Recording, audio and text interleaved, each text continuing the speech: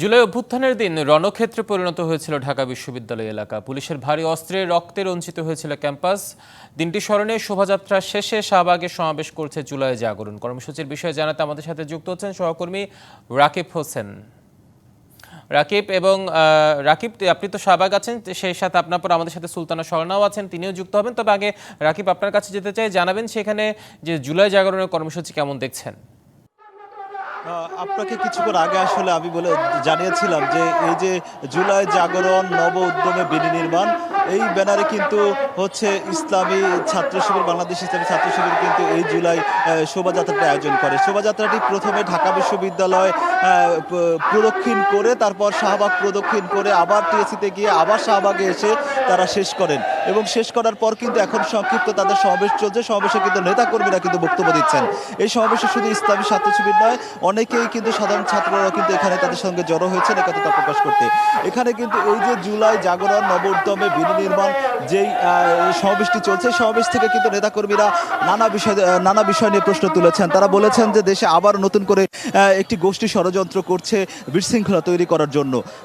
এইসব বিশৃঙ্খলা রোধে সবাইকে ঐক্যবদ্ধ থাকার আহ্বানও কিন্তু এই সমাবেশ থেকে আসলে নেতাকর্মীরা বলছেন। আরেকটা বিষয় একটু জানাতে চাই যে তারা বলছেন যে ছাত্র জনতার উদ্দেশ্যে তারা বলছেন যে ছাত্র জনতা সবাই যেন ঐক্যবদ্ধ থাকে দেশকে সুশৃঙ্খল রাখতে। কারণ দেশকে সুশৃঙ্খল রাখতে ছাত্র জনতার ভূমিকা সবচেয়ে বেশি অপরিসীম।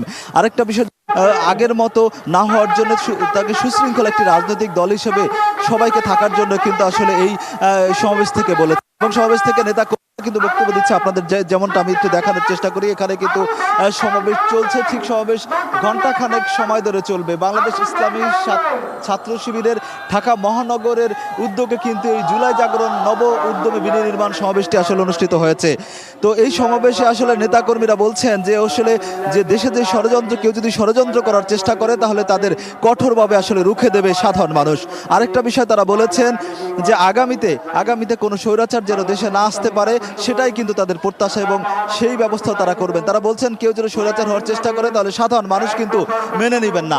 আরেকটা বিষয় একটু জানাতে চাই, এখানে এই যে ছাত্র জনতার ব্যানারে এই যে ইসলামী ছাত্র শিবির যে সমাবেশটি আয়োজন করেছেন, এখানে নেতা কর্মীরা আরেকটা বিষয় জানিয়েছিলেন। তারা হুঁশিয়ারি দিয়েছেন যে এখানকার এই যে 1 বছর পূর্তি, 1 বছর পরে এসে দেশের যেই পরিবর্তনের কথা, সে কাঙ্ক্ষিত পরিবর্তন তারা লক্ষ্য করছেন না, এমন প্রশ্ন কিন্তু তারা তুলেছেন।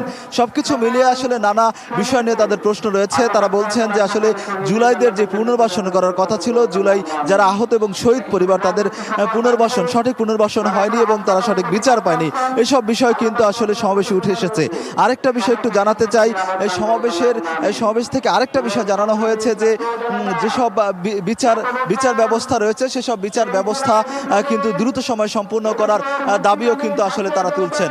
আরেকটা বিষয় একটু জানাতে চাই, এই সমাবেশ থেকে তাদের একটাই হুঁশিয়ারি যে যেসব মামলা রয়েছে সেসব মামলা দ্রুত সময় নিষ্পত্তি করার দাবিও কিন্তু তুলেছেন তারা। এই ছিল শাহবাগ থেকে আমার কাছে সবশেষ। রাকিব, ধন্যবাদ আপনাকে। আপনি থাকুন আমাদের সাথে। আমরা যেতে চাই সুলতানা স্বর্ণার কাছে। সেখানে জুলাই গণঅভ্যুত্থানের বর্ষপূর্তি উপলক্ষে রাওয়া ক্লাবের সামনে কর্মসূচির আয়োজন করতে সশস্ত্র বাহিনীর অবসরপ্রাপ্ত কর্মকর্তা কর্মচারীরা। সেই কর্মসূচি কেমন দেখছেন স্বর্ণা? মাত্রই কিছুক্ষণ আগেও কিন্তু আমি জানাচ্ছিলাম রাওয়া ক্লাবে একটি শোভাযাত্রা জুলাই গণঅভ্যুত্থানের বর্ষপূর্তি উপলক্ষে 5ই আগস্ট উপলক্ষে আজ একটি শোভাযাত্রার আয়োজন করেছে সকল সশস্ত্র বাহিনীর পদবীর অবসরপ্রাপ্ত যারা রয়েছেন তারা, এবং সেখানে সদস্যবৃন্দ ছাড়াও ছাত্র জনতার ঐক্য সমাবেশও কিন্তু সেখানে রয়েছে। এবং বর্তমানে প্রাক্তন যে অর্থাৎ সাবেক যে সেনা কর্মকর্তারা রয়েছেন তারা কিন্তু বক্তব্য রাখছেন। এবং তাদের বক্তব্যের কথা যদি বলি, তাদের বক্তব্যে কিন্তু কয়েকটি বিষয় বারংবারই ফুটিয়ে তোলা হচ্ছে। প্রথমত, বাংলাদেশের সার্বভৌমত্বর প্রশ্নে কারোর সাথে কোনো আপোষ চলবে না, এই ধরনের বক্তব্য কিন্তু সকল সেনাবাহিনীর অবসরপ্রাপ্ত কর্মকর্তাদের মুখ থেকে আমরা বারংবারই শুনতে পাচ্ছি। এবং তার পাশাপাশি তারা সকল ছাত্রদের সাথে সংহতি প্রকাশ করে নতুন বাংলাদেশ গড়ার প্রত্যয়, দেশকে দুর্নীতিমুক্ত একটি বাংলাদেশ গড়ার কথাও কিন্তু বারংবার বলছেন।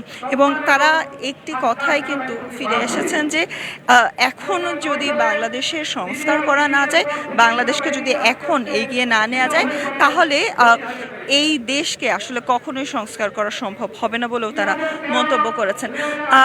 তার পাশাপাশি নতুন করেও তারা শপথ নিয়েছেন তাদের পক্ষ থেকে প্রতিহত করার যে কোনো গুজব এবং সেনাবাহিনী সহ সশস্ত্র সকল বাহিনীর নামে গত 16 বছরে যত ধোঁয়াশা রয়েছে সেই সকল ধোঁয়াশা তারা পরিত্রাণ করার জন্য এবং পরিষ্কার করার জন্য কিন্তু তারা শপথ করেছেন কিছুক্ষণ আগে। এবং কিছুক্ষণ সময়ের মধ্যেই কিন্তু একটি র্যালি অর্থাৎ শোভাযাত্রা এই রাওয়া ক্লাব প্রাঙ্গণ থেকে বের হবে এবং সেখানে সকল সশস্ত্র বাহিনীর আসলে অবসরপ্রাপ্ত যে যারা রয়েছেন তারা যোগদান করবেন, তাদের পরিবারের সদস্যরাও যোগদান করবেন। এবং আমরা যখন তাদের সাথে কথা বলছিলাম তারা কিন্তু জানিয়েছেন গত 5ই আগস্ট অর্থাৎ 2024-এর 5ই আগস্ট কিন্তু এই রাওয়া ক্লাব থেকেই অবসরপ্রাপ্ত সশস্ত্র বাহিনীর সকল পদবীর যে যারা রয়েছেন তারা কিন্তু এসেছিলেন এবং তারা ছাত্রদের সাথে সংহতি জানিয়ে সংহতি প্রকাশ করে মিছিলে কিন্তু যোগদান করেছিলেন।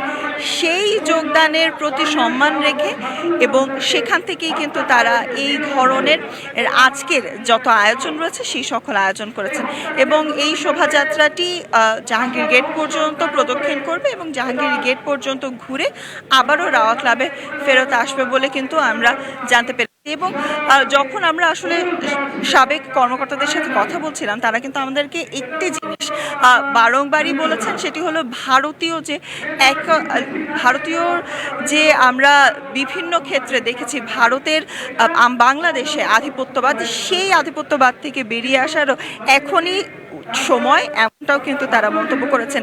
এবং তার পাশাপাশি তারা বিডিআর শহীদদের কথাও কিন্তু ফুটিয়ে তুলেছেন। অর্থাৎ হিমাদ্রি সব মিলিয়ে কিন্তু বলা যায় গত 15 বছরের পাশাপাশি সকল শহীদদের এবং সকল নিপীড়িত এবং বঞ্চনার শিকার হওয়া সকল নাগরিকের কথাই কিন্তু সেনাবাহিনীর পক্ষ থেকে এবং সশস্ত্র বাহিনীর অবসরপ্রাপ্ত কর্মকর্তাদের পক্ষ থেকে বারংবারই ফুটিয়ে তোলা হচ্ছে এবং দেশকে নতুন করে এগিয়ে নেয়ার ছাত্রদের যে প্রত্যয়, সেই প্রত্যয়ের সাথে কিন্তু তারা আবারও একাত্মতা প্রকাশ করেছেন।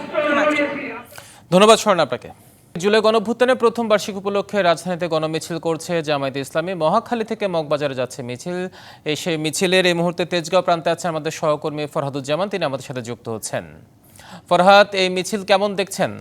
ধন্যবাদ রেদন। আপনি জানেন যে আজকে জুলাই গণঅভ্যুত্থানের 1 বছর পূর্তি উপলক্ষে বাংলাদেশ জামাত ইসলামীর মহানগর উত্তর কিন্তু একটা মিছিল বের করেছেন। আপনারা দেখতে পাচ্ছেন যে এই মিছিল কিন্তু সকাল 11টার কিছুক্ষণ পরেই শুরু হয়েছে এবং এখন পর্যন্ত আমরা তেজগাঁও ক্রস করেছি এবং এই মিছিলটি মগবাজার পর্যন্ত যাবে। মিছিলের আগে জামাত ইসলামের নায়েবে আমির আবদুল্লাহ তাহের এবং উত্তরের আমির সেলিম মাহমুদ কথা বলেছেন। তারা কিন্তু বিগত সরকারের যে দমন নিপীড়ন সেই বিষয়গুলো কিন্তু তুলে ধরেছেন এবং তারা বলছেন যে পিআর পদ্ধতিতে নির্বাচন চান এবং জুলাই গণঅভ্যুত্থানে যারা শহীদ হয়েছেন তাদের বিষয়েও তারা কথা বলেছেন। আমরা দেখতে পাচ্ছি মিছিলটা কিন্তু এখন যাচ্ছে।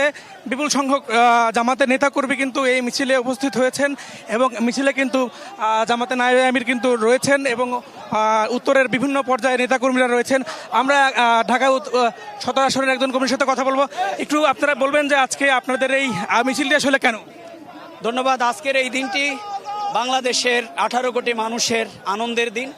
এই দিন আমরা স্বৈরাচারের কবল থেকে, ফ্যাসিবাদের কবল থেকে আমরা গুম, খুন, হত্যা, রাহাজানির মাধ্যমে গোটা বাংলাদেশকে একটি আইএমএ জাহিলিয়াতে যা আওয়ামী লীগ পরিণত করেছিল, আমাদের অর্থবিত্তকে ডাকাতি চুরির মাধ্যমে আমাদের সকল অধিকারকে লুণ্ঠন করেছিল, সেই ফ্যাসিবাদের কবল থেকে আবু সাইদ এবং মুগ্ধরা হাজার হাজার ছাত্র জনতা, অন্য ধর্মের মানুষ, আলেম ওলামা, সাংবাদিক, সব শ্রেণী পেশার মানুষদের ত্যাগের মাধ্যমে, শাহাদাতের মাধ্যমে আমরা যে বাংলাদেশ মিছিলটি কোথায় যাবে, কোথায় যাবেন মিছিল নিয়ে? আমাদের এই মিছিলটি 7 রাস্তায় গিয়ে মগবাজারে গিয়ে আমরা শেষ করব। আমরা সবাইকে ধন্যবাদ জানাচ্ছি। আজকে আপনি রেদওয়ান দেখতে পাচ্ছিলেন তারা বলছেন যে মিছিলটি নিয়ে তারা মগবাজার পর্যন্ত যাবেন এবং তারা বলছেন যে এই জামাতের আজকের যে মিছিল, এই মিছিলে কিন্তু যে নেতাকর্মী সেই নেতাকর্মীদের কিন্তু বই প্রকাশ করেছে জামাতের প্রতি যে ভালোবাসা নেতাকর্মীদের, সেটা কিন্তু তারা দেখতে পাচ্ছেন। আপনি এখন পর্যন্ত আমরা দেখতে পাচ্ছি যে বিপুল সংখ্যক নেতাকর্মী নিয়ে কিন্তু মিছিল রয়েছে। আমরা মাঝখানে রয়েছে, সামনে কিন্তু মিছিলের আরও একটি অংশ রয়েছে। আমরা মিছিলের সাথে হেঁটেই যাচ্ছি এবং আপনি জানেন যে সকাল থেকে কিন্তু তাদের নেতাকর্মীরা কিন্তু আসতে শুরু করেছেন এবং তারা মিছিল পূর্বে যে সমাবেশ করছে সেই সমাবেশে কিন্তু বলেছেন যে শেখ হাসিনারা যারা রয়েছেন, আওয়ামী লীগ যারা রয়েছেন তারা কিন্তু আর ফিরতে পারবেন না, কারণ কখনো কোনো স্বৈরাচার কিন্তু তারা ফিরতে পারেনি। এবং তারা কিন্তু আরেকটি বিষয় কিন্তু জানিয়েছেন যে পিআর পদ্ধতিতে ছাড়া কখনো নির্বাচন সম্ভব না। এবং জামাত ইসলামের নায়েবে আমির কিন্তু একটা বিষয় বলেছেন যে সংস্কার ছাড়া নির্বাচনে গেলে সেটা হবে জনগণের সাথে,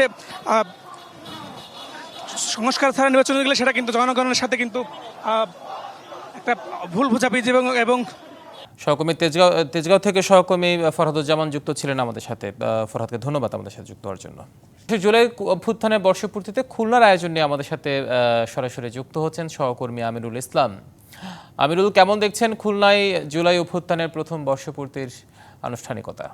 খুলনাতে যে নানা আয়োজনের মধ্য দিয়ে যে জুলাইয়ের গণ অভ্যুত্থানের শহীদদের যে স্মরণ করা, সেই স্মরণ করছে খুলনাবাসী। বিশেষ করে যে খুলনার যে আন্দোলন স্থান নগরীর শিববাড়ির মোড়, এই শিববাড়ির মোড়েই কিন্তু যে শহীদদের যে স্মৃতিস্তম্ভ, সেই স্তম্ভে নির্মিত হয়েছে। সেই স্মৃতিস্তম্ভে সকাল থেকে খুলনাবাসী জড়ো হয়েছিল এবং জড়ো হওয়া যে যারা শহীদ হয়েছে তাদের প্রতি সর্বোচ্চ শ্রদ্ধাঞ্জলি নিবেদন, সেই সঙ্গে আহতদের স্মরণ করা। এবং খুলনায় 9টায় যে স্মৃতিস্তম্ভ, সেই স্তম্ভে সর্বপ্রথম শ্রদ্ধাঞ্জলি নিবেদন করেন খুলনার যে শহীদ পরিবার সদস্য যারা রয়েছেন, তারা সর্বপ্রথম শ্রদ্ধাঞ্জলি নিবেদন করেন। পরবর্তীতে মুক্তিযোদ্ধাদের সঙ্গে নিয়ে প্রশাসনের পক্ষ থেকে শ্রদ্ধাঞ্জলি নিবেদন করা হয়। এছাড়াও এখানে যে খুলনা রেঞ্জ ডিআইজি, বিভাগীয় কমিশনার ছিলেন, অন্য প্রশাসনের কর্মকর্তার সঙ্গে সঙ্গে যে ছিলেন রাজনীতিবিদ, শ্রেণী পেশার মানুষরা এই শ্রদ্ধাঞ্জলি নিবেদন করে। এবং শ্রদ্ধাঞ্জলি নিবেদন শেষে বিভিন্ন জায়গায় কিন্তু যে এই শহীদদের যে স্মৃতির যে স্মরণীয় আলোচনা সভা, দোয়া মাহফিল, চিত্রাঙ্কন প্রতিযোগিতার আয়োজন করা হয়েছে। আমরা তেমনই একটা অনুষ্ঠান রয়েছি।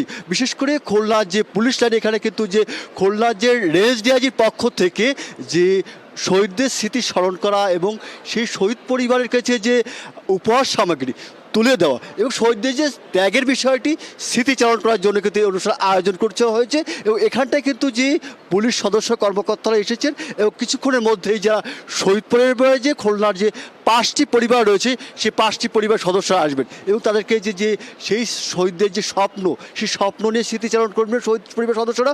অনুরূপভাবে যে থাকছেন, যে আমি কথা বলেছি শহীদ পরিবারের যে সদস্যদের, তাদের যে দাবি, যেটা বিশেষ করে যে শহীদদের যে স্বপ্ন নিয়ে তারা গণ অভ্যুত্থানে অংশ নেয়, সেই স্বপ্ন বাস্তবায়ন করা, সেই দুর্নীতিমূলক রাষ্ট্র করা, সর্বজনীন রাষ্ট্র করা, সেই স্বপ্ন বাস্তবায়ন চায় শহীদ পরিবারের সদস্যরা। প্রশাসনের পক্ষ থেকে দাবি করা হচ্ছে যে অভ্যুত্থানে যে শহীদরা যে স্বপ্ন নিয়ে গিয়েছিলেন, শহীদ হয়েছিলেন, আহত হয়েছিলেন, সেই আহতদের স্মৃতি বাস্তবায়নের জন্য এই প্রশাসন কাজ করছেন। এটাই ছিল সর্বশেষ অবস্থা। আমিরুল, ধন্যবাদ আপনাকে। জুলাই অভ্যুত্থানের বর্ষপূর্তির নানা আয়োজন আছে রংপুরে, সেখানকার খবর জানাতে আমাদের সাথে আবু সাইদ শহীদ হওয়ার স্থান থেকে সরাসরি যুক্ত হচ্ছেন সহকর্মী মাজেদ মাসুদ। মাসুদ, আপনি এখন আবু সাইদ যেখানে শহীদ হয়েছিলেন সেই স্থানটিতে আছেন, এছাড়াও দিনব্যাপী কী কী আয়োজন আছে সবকিছু জানাবেন আমাদের।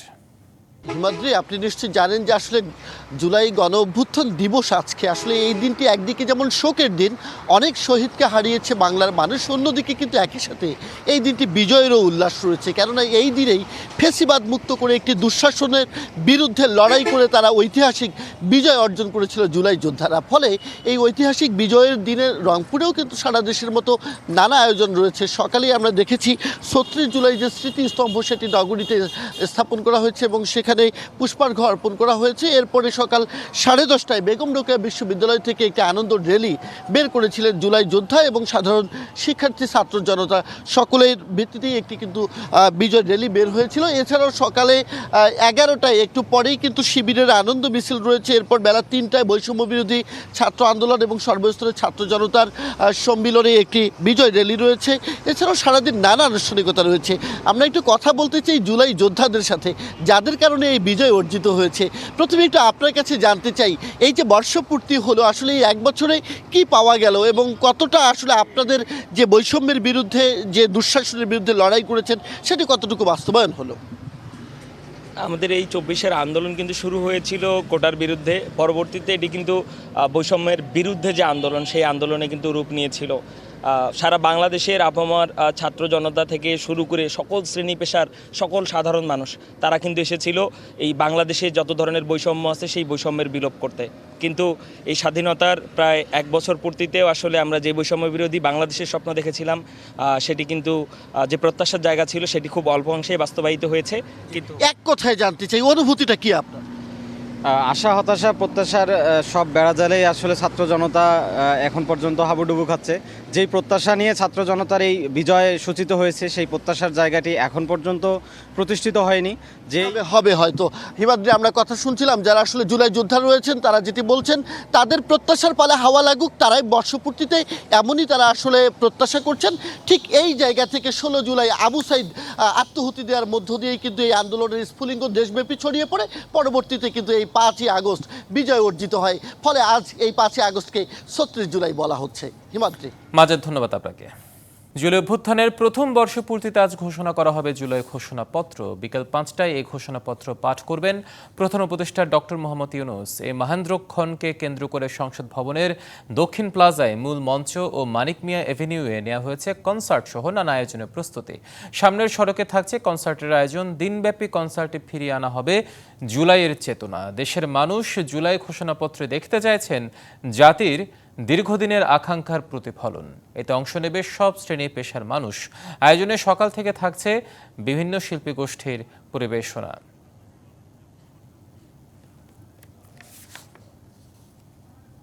এই মুহূর্তে মানিক মিয়া এভিনিউ থেকে আমাদের সাথে যুক্ত হচ্ছেন সহকর্মী রিফাত তাসনুভা।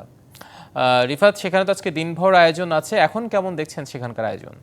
আপনি জানেন যে এই 5ই আগস্ট এই দিনটার জন্য আসলে সবাই অপেক্ষা করছিল এই কয়েকদিন আগে থেকেই, যে এখানে কি ধরনের ব্যবস্থা গ্রহণ করা হবে, কি ধরনের কর্মপরিকল্পনা থাকবে দিনটিকে ঘিরে। তো যেহেতু আজকে জুলাই ঘোষণাপত্র পাঠ করবেন, এটি নিয়ে মূলত সাধারণ মানুষের আগ্রহের জায়গাটা সবচেয়ে বেশি, যে এই জুলাই ঘোষণাপত্রে আসলে কি থাকতে পারে। এবং ধারণা করা হচ্ছে অন্তর্বর্তী সরকার প্রধান, নির্বাচন, অর্থনীতি, দেশ পরিচালনার জন্য যে সংস্কারগুলো করা হয়েছে, প্রাতিষ্ঠানিক সংস্কারের কথা বলা হয়েছে, এবং ভবিষ্যতে রাজনৈতিক দলের কি কর্মপরিকল্পনা থাকতে পারে সে বিষয়গুলো সেখানে তুলে ধরা হবে। এর মধ্যে কিন্তু বিভিন্ন রাজনৈতিক দলগুলোকে এই একটি খসড়া পাঠানো হয়েছে, তারা সেটি বিভিন্নভাবে দেখেছেন এবং সেগুলোকে কিছু পরিবর্তন করার জন্য তারা বলেছেন। সেই সব কিছু মিলিয়ে কিন্তু আজকে এই দিন ঘোষণা করা হয়েছে যে 5টার সময় এই জুলাই ঘোষণাপত্র ঘোষণা করবেন। তো আজকের এই দিনটিকে ঘিরে নানান কর্মসূচি, এই দিনটিকে পালন উপলক্ষে আসলে নানান কর্মসূচি গ্রহণ করা হয়েছে। আপনি যেমনটি বলছিলেন যে সংসদ ভবনের দক্ষিণ প্লাজার নানা আয়োজন করা হয়েছে। এর মধ্যে আপনারা হয়তো দেখতে পাচ্ছেন যে আসলে এখানে বৃষ্টি ছিল, একটু আগেও বৃষ্টি ছিল, এখনও বৃষ্টি হচ্ছে, কিন্তু তীব্র গরম উপেক্ষা করে ঢাকা এবং ঢাকা বাহির থেকে বিভিন্ন শ্রেণী পেশার মানুষ কিন্তু এখানে আসতে শুরু করেছেন। যদিও এখানে এখন পর্যন্ত সবাইকে ঢুকতে দেওয়া হয়নি, কিন্তু কিছুক্ষণ পরেই কনসার্ট শুরু হবে, বিভিন্ন শিল্পগোষ্ঠীর পরিবেশনা শুরু হবে এবং শুরু হলে এখানে সবাইকে ঢুকতে দেওয়া হবে। সর্বস্তরের নিরাপত্তা ব্যবস্থা এখানে জোরদার করা হয়েছে। কিছুক্ষণ আগে র্যাব মহাপরিচালক এই স্থল পরিদর্শন করে গেছেন এবং তিনি বলেছেন শুধু এই জায়গা না, পুরো ঢাকা শহরে নিরাপত্তা চাদরে ঢাকা আছে এবং কোনো রকমের কোনো নাশকতার কোনো আশঙ্কা নেই, এমন একটি ঘোষণা কিন্তু তিনি দিয়ে গেছেন। তো হিমাদ্রি, এই কিন্তু ছিল আমার কাছে এখান থেকে সবশেষ খবর। রিফাত, ধন্যবাদ আপনাকে আমাদের সাথে যুক্ত হওয়ার জন্য। 1971 স্বাধীনতা অর্জন আর 2024 সাল হলো স্বাধীনতা রক্ষার বছর। জুলাই অভ্যুত্থানের বর্ষপূর্তি উপলক্ষে ভিডিও বার্তায় এমন মন্তব্য করেছেন বিএনপির ভারপ্রাপ্ত চেয়ারম্যান তারেক রহমান। তিনি বলেন, ছাত্র জনতার অভ্যুত্থানে ফ্যাসিস্ট পালানোর পর রাহুমুক্ত হয়েছে বাংলাদেশ। এই ফ্যাসিবাদের বিরুদ্ধে 1.5 দশকেরও বেশি সময় ধরে চলা আন্দোলনের সময় বিএনপি সহ ভিন্ন দল এবং মতের গণতন্ত্রের পক্ষের শক্তির লাখো কোটি নেতাকর্মীর জন্য দেশকে নরকে পরিণত করে রাখা হয়েছিল। সংবিধান উপেক্ষা করে মানুষের ভোটের অধিকার কেড়ে নিয়ে নির্বাচনী ব্যবস্থাকে প্রহসনে পরিণত করা হয়েছিল। জেলায় জেলায় সংকট সমস্যা, তা থেকে উত্তরণে চ্যালেঞ্জ আর সম্ভাবনার কথা তুলে ধরতে চলছে ডিবিসি এক্সপ্রেস। বিশেষ এই আয়োজনে মতামত থাকছে তৃণমূল থেকে শুরু করে নীতি নির্ধারকদের। ডিবিসি এক্সপ্রেস আজ সারাদিন আছে ফেনী জেলায়। সিএসআরএম ডিবিসি এক্সপ্রেসে আমরা এই মুহূর্তে আছি ফেনী জেলা সদরে শিল্পকলা একাডেমি প্রাঙ্গণে। আমরা জানি যে ঐতিহাসিক নানা কারণে প্রসিদ্ধ এই ফেনী জেলা, বিশেষ করে ভাষা আন্দোলনের স্মৃতি, মুক্তিযুদ্ধের গৌরব এবং প্রাকৃতিক সম্পদ সহ নানা কারণে বেশ সমৃদ্ধ। কিন্তু আমরা দেখছি যে আজকে এখানে বেশ অনুষ্ঠান রয়েছে, বিশেষ করে জুলাই গণঅভ্যুত্থানের বর্ষপূর্তি অনুষ্ঠান, মানে ফ্যাসিবাদ সরকারের পতনের 1 বছর পূর্ণ হলো আজ। তো এই যে প্রত্যাশিত নতুন বাংলাদেশ আমরা কতটা পেয়েছি, আপনি কি মনে করছেন? আপনার পরিচয়টা যে আপনি আমাদের জামায়াতের আমির ফেনী জেলার, আপনাকে স্বাগত জানাচ্ছি অনুষ্ঠানে। আমি জানতে চাচ্ছিলাম যে প্রতিক্রিয়া 1 বছর পূর্তি অনুষ্ঠান। জি, আসসালামু আলাইকুম। আপনাকে এবং পুরো দেশবাসী সবাইকে ধন্যবাদ জ্ঞাপন করছি। আমরা সেই জুলাই আগস্টের বৈষম্যহীন দুর্নীতিমুক্ত যেই দেশ গড়ার প্রত্যয়ে আমাদের 2000 ছাত্র জনতা জীবন দিয়েছে, 30,000 আহত গুলিবিদ্ধ, সেই প্রত্যাশা পূরণে আমরা অনেক দূর এগিয়ে যেতে পারি নাই 1 বছরে।